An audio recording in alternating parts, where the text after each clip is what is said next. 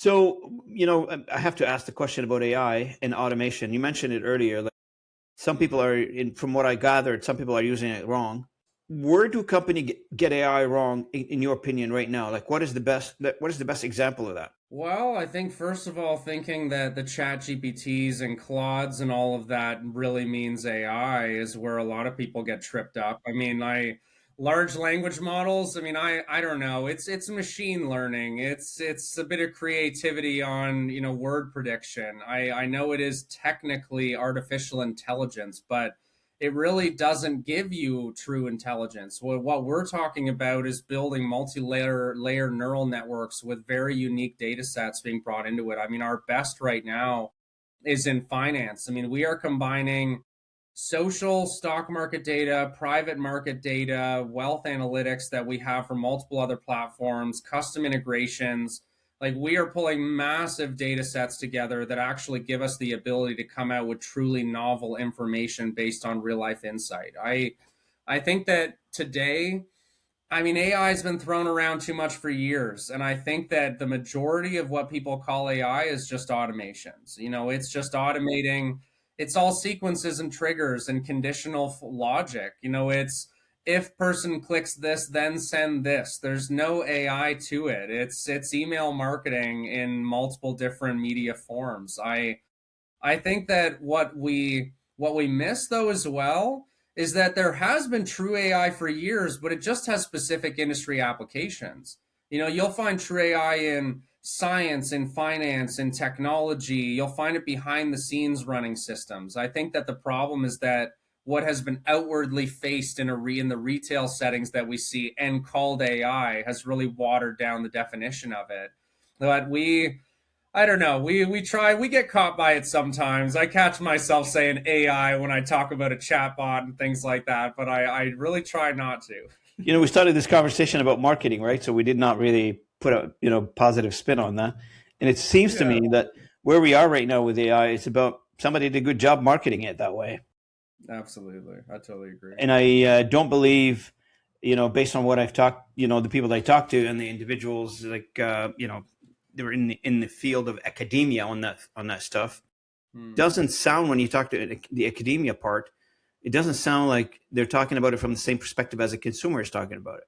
Hmm. They're talking about it from a scientific point of view, and it doesn't point to much of an intelligence other than pattern recognition Absolutely. in a large set of data. Yeah, totally agree. So, tell me, like, from your company perspective, or companies around you, how are you handling skills and finding the right side skills, because you seem to be busy, you seem to be growing. So how are you handling the staffing part?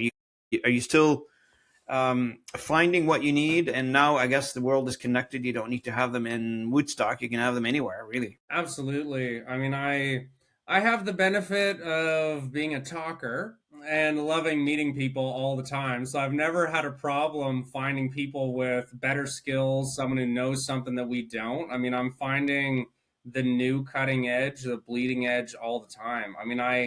We have quite a mix of a team. I mean, we have some in Canada, we have some offshore, we have teams in the States, and it comes out of necessity, and it starts with clientele. I mean, it starts with people coming to us and saying, okay, we've tried this, can you do this? And if we don't already, we're rapidly able to get ourselves up to speed. In terms of our team, I mean, we have people that have been with us for over 5 years now. We have some that have been in here for months. We have some that have been for, a year, 2 years. And I'm happy to say, I don't think, other than maybe one person, that anyone has ever left the team in a negative way. I mean, we've had to be fluid, That's the good news.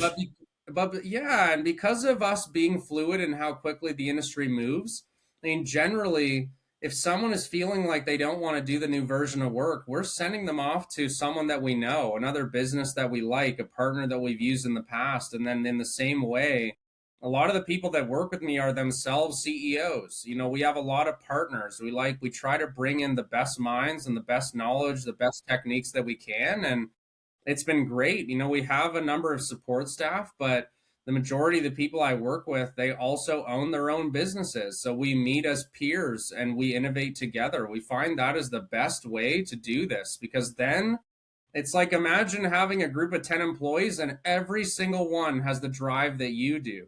I mean, that's the stereotype we all hear about. No one you hire is ever going to work in your business as hard as you will. Well, we're trying to cut through that, and I think that we found that it comes with its own set of challenges here and there. I mean, when you meet as equals, sometimes you can butt heads, but I don't know, a little conversation, a little laugh, like a dinner always smooths these things out. So we try to stay as a patchwork of partners that have worked together for years, and then bringing in just capable people whenever we need them.